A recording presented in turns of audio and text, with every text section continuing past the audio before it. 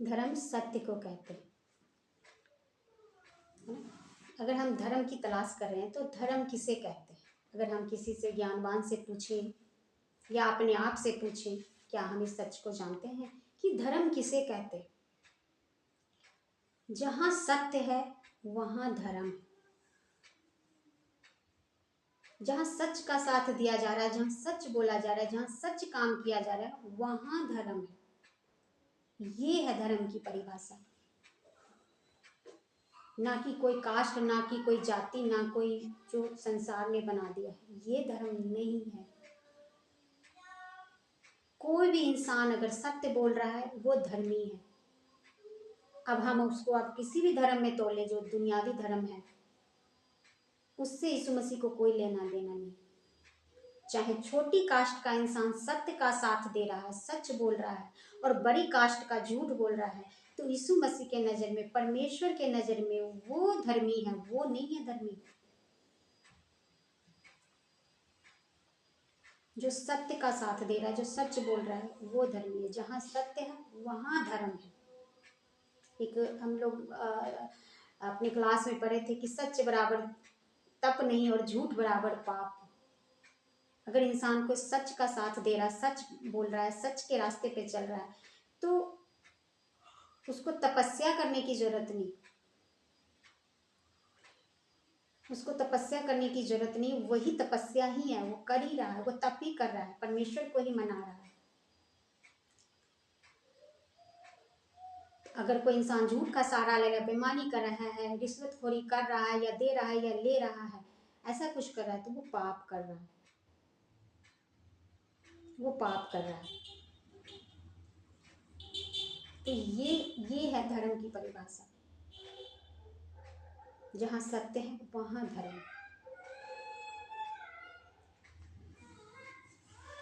Hallelujah. यीशु मसीह को मानना धर्म छोड़ना नहीं। हम अपने माइंड में इस बात को रखेंगे। कोई हमें भड़काता है, चाहे फिर हमारे मन में ही डाउट आता है कि क्या यीशु मसीह को मानना धर्म छोड़ना है? नहीं, धर्म छोड़ना नहीं सिखाते, वो धर्म को पकड़ना सिखाते, वो सत्य को पकड़ना सिखाते। हम कुछ नहीं छोड़ते, हम और जान जाते हैं कि भगवान को मनाने का क्या तरीका है, कैसे मानते हैं भगवान।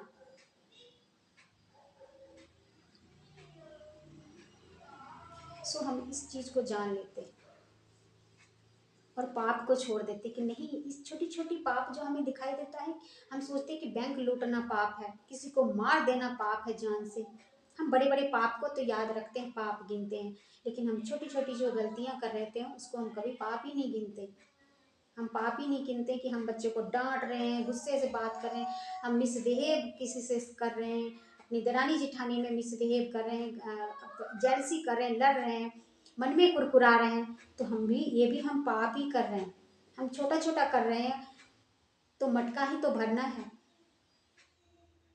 कोई मर्डर करके एक बार में ही उस मटके को भर देता है, कोई थोड़ा थोड़ा करके उस मटके को भर रहा है।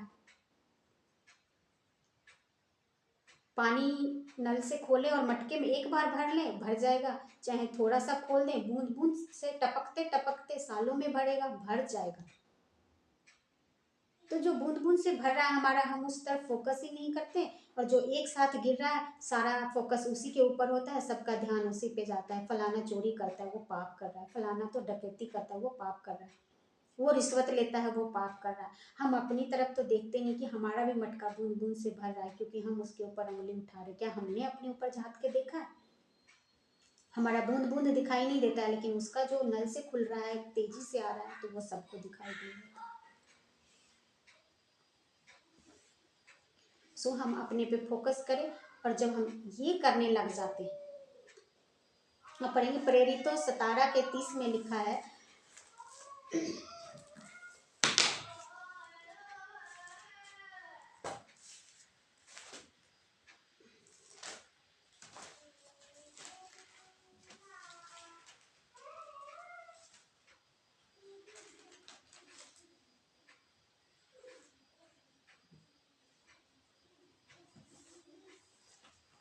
परमेश्वर ने पृथ्वी और उसकी सब वस्तुओं को बनाया वह स्वर्ग और पृथ्वी का स्वामी होकर हाथ के बनाए हुए मंदिरों में नहीं रहता, न किसी वस्तु की आवश्यकता के कारण मनुष्यों के हाथों की सेवा लेता है, क्योंकि वह तो आप ही सबको जीवन और श्वास और सब कुछ देता है।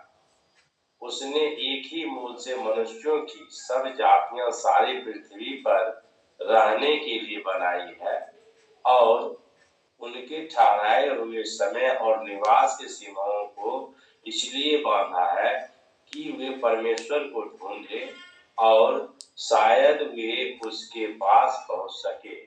और वास्तव में वह हम में से किसी से दूर नहीं है, क्योंकि हम उसी में जीवित रहते हैं और चलते फिरते और स्थिर रहते हैं। जैसे तुम्हारे कितने कवियों ने भी कहा है, हम तो उसी के वंश भी हैं। अतः परमेश्वर का वंश होकर हमें यह समझना उचित नहीं कि ईश्वरत्व सोने या चांदी या पत्थर के समान है, जो मनुष्य की कारीगरी और कल्पना से गढ़े हुए हों। इसलिए परमेश्वर ने अज्ञानता के समयों पर ध्यान नहीं दिया, पर अब हर जगह सब मनुष्यों को मन फिराने की आज्ञा देता है, क्योंकि उसने एक दिन ठहराया है जिसमें वह उस मनुष्य के द्वारा धार्मिकता से जगत का न्याय करेगा, जिसे उसने ठहराया है, और उसे मरे हुओं में से जिलाकर यह बात सब पर प्रमाणित कर दी है। अब यीशु मसीह न्याय करेगा सबका। यीशु मसीह मरा, लेकिन हम सब जानते कि यीशु मसीह फिर जी उठा, तीसरे दिन जी उठा। प्रूफ दिया कि कोई इंसान मरने के बाद जिंदा नहीं हो सकता, लेकिन परमेश्वर ने यीशु मसीह को जिलाया। तो ये प्रूफ होता है कि यीशु मसीह दुनियावी इंसान नहीं थे, वो परमेश्वर के भेजे हुए थे। और अब यीशु मसीह हमारा न्याय करेगा। यीशु मसीह जज की कुर्सी पे बैठेगा और हमसे हिसाब लेगा, क्योंकि वो हमारे बीच होकर के गया है, धरती पर होकर के गया है। तो यीशु मसीह ने कहा कि कोई डाउट ना रह जाए तुम्हारे मन में कि मैं तुम्हारे बीच नहीं आया, तुम्हें मैंने सिखाया नहीं, तुम्हारे बीच मैंने रहा नहीं, तुम्हारे बीच मैंने रहा, खाया पिया और इसी धरती पर चला और तुम्हें सिखाया, ताकि तुम ये ना कह सको कि हम कैसे जानते कि भगवान का मार्ग क्या है, हमसे बहुत गलतियां होगी, हमें माफ़ कर दो। वो कह रहे मैं सब कुछ सिखा करके, और वो फिर से चले गए हैं। और वो आत्मा के रूप में आज भी जो धरती पे कार्य हो रहा है, उनकी आत्मा के द्वारा हो रहा है। उन्होंने कहा मैं एक हेल्पर भेजूंगा, मैं अपना आत्मा भेज दूंगा, मैं जा रहा हूँ, मैं अपना आत्मा भेज दूंगा, और मेरा आत्मा मेरे लोगों में होगा, जो विश्वास करेगा उसमें चला जाएगा, और वो वही काम करेगा और आगे लोगों को वही मैसेज करेगा।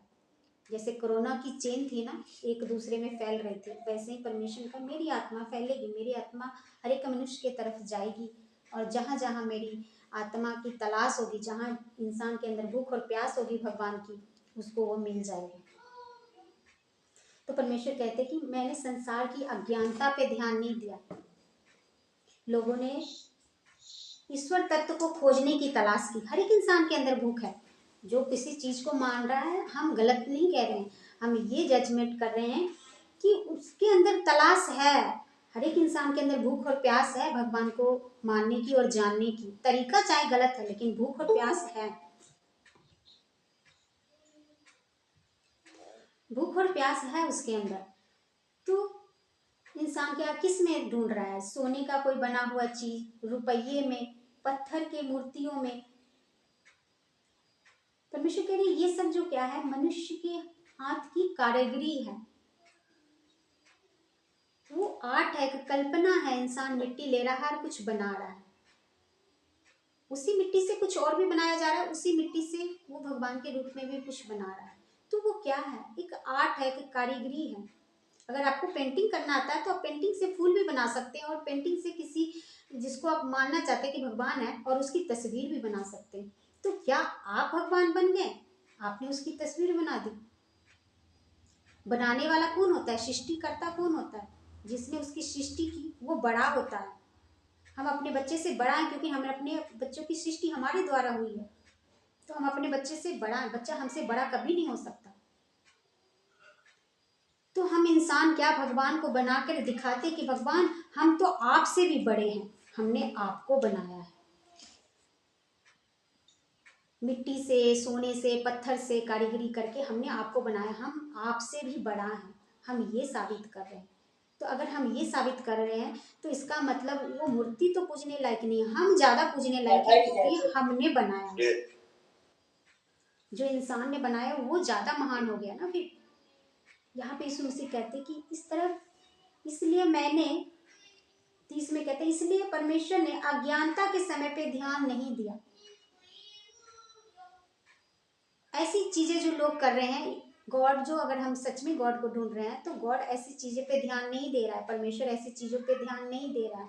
जो अपने मन से कुछ करके कह रहा है भगवान हम आपकी तपस्या कर रहे हैं, भगवान हम आपकी पूजा कर रहे हैं, भगवान हम ये चढ़ा रहे हैं, हम वो चढ़ा रहे हैं, आप खुश हो जाओ। कह रही ये अज्ञानता है।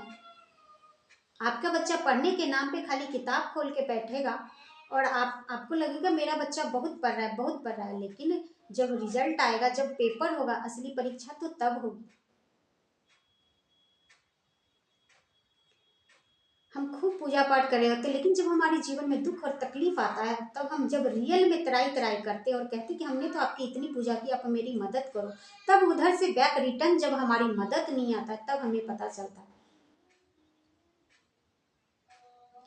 तो यीशु मसीह कहते हैं यहाँ पे मैं ऐसी अज्ञानता पे ध्यान नहीं देता हूँ। जो ऐसे लोग काम कर रहे हैं, परमेश्वर कहते मैं इस पे ध्यान नहीं दे रहा हूँ।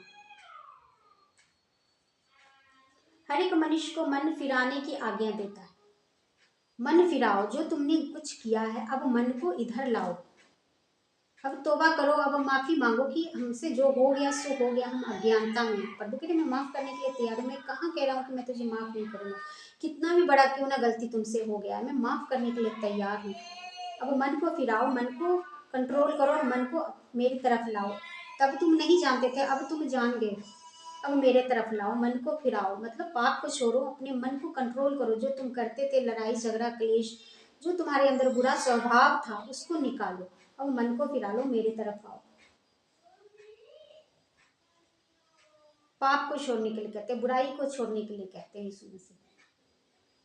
कहते हैं इसी के कारण तुम्हारी गवाही रुके। तुम भी यही चाहते हो ना कि भगवान खुश हो जाए, तुम्हारे जीवन में गवाही आए। तो मैं भी वही कह रहा हूँ तुमको, क्योंकि तुम्हारा तरीका गलत है, मैं तरीका बताता हूँ। एक इंसान खूब 8 घंटा 10 घंटा बैठ के पूजा कर रहा है, और एक इंसान क्या कर रहा है, सुबह से जाता है और रात को शाम को घर लौटता है और मेहनत करके आता है। पूजा कौन कर रहा है?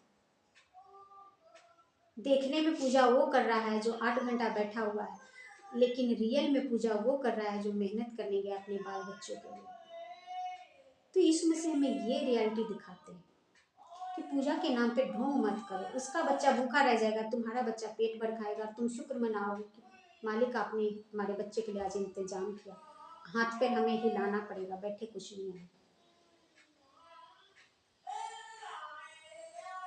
हम सोचते हैं हम ये चढ़ा देंगे ना भगवान खुश हो जाएगा। यहाँ पे हम 24वें भाई ने पढ़ा कि जिस परमेश्वर ने पृथ्वी और उसकी सब वस्तुओं को बनाया, और वह स्वर्ग और पृथ्वी का स्वामी हो करके, क्या हाथ के बनाए हुए मंदिर में, हाथ के बनाए हुए मंदिर में नहीं रहता, तो परमेश्वर कहाँ रहता है? अगर हम इंसान खोजें कि कहाँ रहता है फिर परमेश्वर, क्या कोई बता सकता है कि परमेश्वर यहाँ है, वहाँ है, वहाँ है? हम कभी ये भी दावा नहीं करते कि किसी चर्च में भगवान है, कभी नहीं। कोई आपको परमेश्वर के दास या दासी कभी दावा नहीं करेंगे कि परमेश्वर चर्च में है, ऐसा नहीं कहते, हम लोग भी नहीं कहते। अगर हम अगर दूसरे लोग बोले कि आप मंदिर को बना कर रहे तो आप भी तो चर्च बनाते हो परमेश्वर के नाम पे, तो क्या वहां परमेश्वर रहते? नहीं, वहां भी परमेश्वर नहीं रहते। वो वहां पे विराजमान नहीं है कि आप जाओ और माथा टेको और आप जो कहो हो जाए। वो जस्ट एक साइन है, स्थान बनाया गया है, क्योंकि मौसम के हिसाब से हमें भी ढलना पड़ेगा ना। तो वहां पे परमेश्वर के लोग आपको वचन देंगे, गाइड करेंगे। खाली स्कूल किसी काम का नहीं, स्कूल है वो, लेकिन वो किसी काम का नहीं। आप स्कूल गिनोगे उसको, ऐसा नहीं कि आप उसको स्कूल नहीं बोलोगे, लेकिन जिस स्कूल में टीचर डेली नहीं जाता, नहीं पढ़ाता, वो स्कूल किसी काम का नहीं। हमारा कहने का ये मतलब कि जिस चर्च में कोई सिखाने वाला है, आपको गाइड कर रहा है, रास्ता दिखा रहा है वचन से, परमेश्वर के वचन से, वो अपने मन से कुछ नहीं सिखा सकता आपको, वो वचन से सिखा रहा है। इस बात को मानो। परमेश्वर कह रहे हैं कि मैं वहां विराजमान होता हूँ जहाँ मेरा वचन है और जो मेरे वचन को मानता है, विश्वास करता है। मैं किसी स्थान में, किसी हाथ की बनाई जगह में नहीं रहता हूँ, लेकिन एक जगह है जो रहता हूँ मैं। इसी के आगे पढ़ते हैं, देखिए कदाचित 27 में लिखा है कि परमेश्वर को ढूंढे। अगर हम परमेश्वर को ढूंढे कि ठीक है परमेश्वर मंदिर में नहीं रहता, हाथ की बनाई मंदिर में नहीं रहता, तो कहाँ रहता है? तो 27 में हम पढ़ते हैं कि वे परमेश्वर को ढूंढे, कदाचित उसे टटोले कर पाए, तो भी वह हम में से किसी से दूर नहीं। अगर हम परमेश्वर को ढूंढे और टटोलें कि कहाँ है, यहाँ परमेश्वर कह रहे हैं ढूंढना और टटोलना है। अगर कोई चीज हमारे अंधेरे में घूम जाती है तो हम ढूंढते नहीं, उसको टटोलते हैं। कैसे?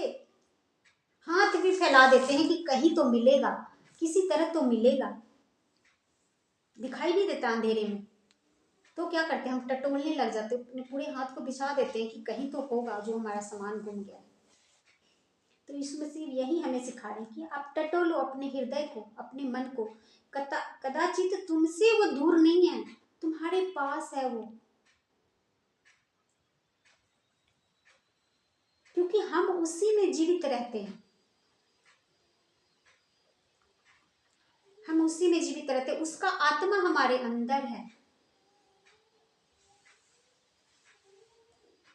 और उसी में हम चलते फिरते हैं।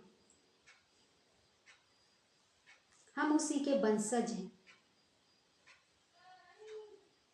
हम परमेश्वर के वंशज हैं। अगर कोई इंसान परमेश्वर को ढूंढ रहा है ना, तो आप अपने आप को शीशे में देखें कि परमेश्वर कैसा, आपके जैसा है परमेश्वर, वो मेरे जैसा है, वो आपके जैसा है परमेश्वर। हम उसी के वंश हैं। हम इंसान हैं तो हमारे बच्चे कोई और जानवर की आकार की नहीं होते, हमारे ही तरह होते हैं, हमारे ही वंश के हैं तो हमारे ही तरह होते हैं। इंसानी वंश के हैं तो वो इंसान के तरह होते हैं। तो हम उनके वंश के, हम परमेश्वर के वंश के बच्चे हैं, तो हम भी उनके तरह हैं।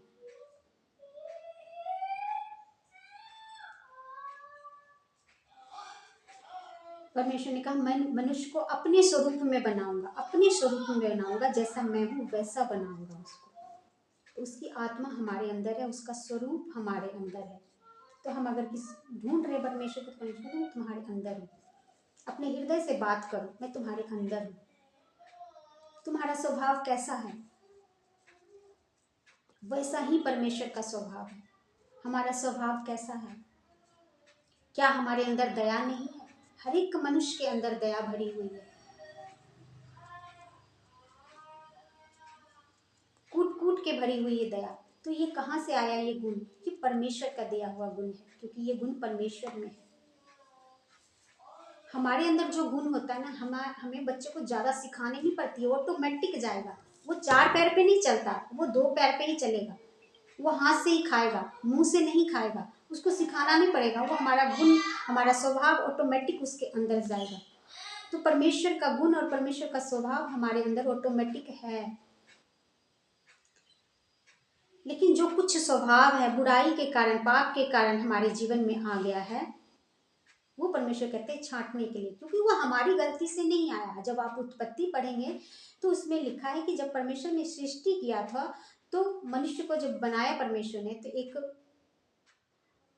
जेंट्स बनाया और फिर एक लेडीज बनाया, एक नर बनाया और एक नारी बनाया।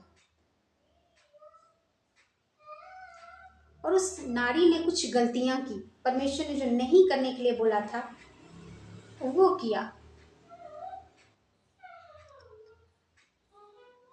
आपके बच्चे जब घर से निकलते हैं तो आप बुरी संगत और अच्छी संगत का उसको गाइड करते हो कि बेटा इससे दोस्ती करना, इससे नहीं करना।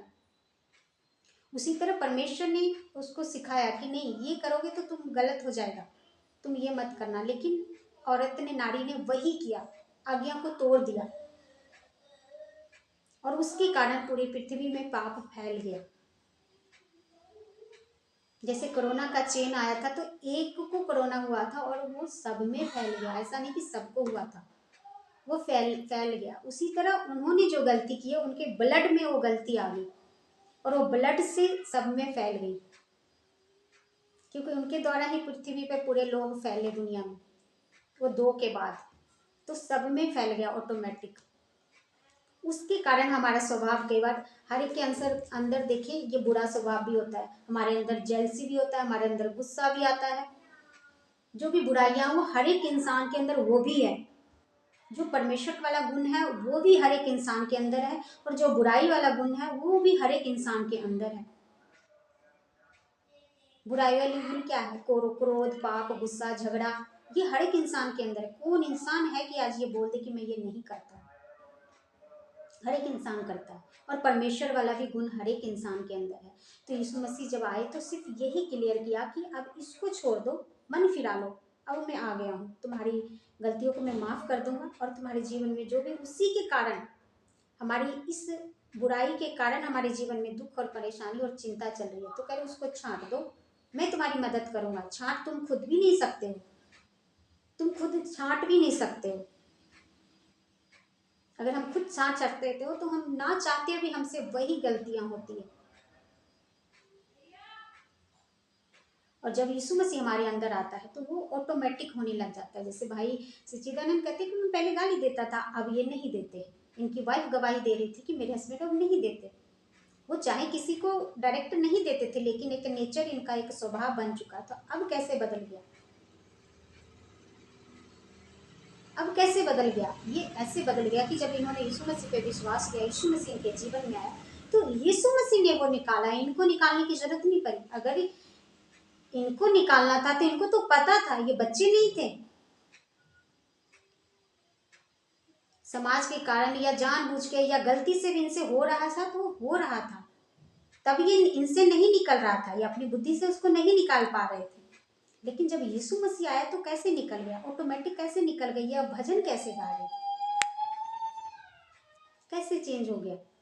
जब यीशु मसीह आएगा तो आपको निकालना नहीं पड़ेगा उस चीज को कि अरे हमसे ये छोड़ा नहीं जाता, ये नशा या गलतियां, या हमारा बच्चा आज्ञा नहीं मानता, हम उसको डांट डांट के थक गए, उसको बोल बोल के थक गए।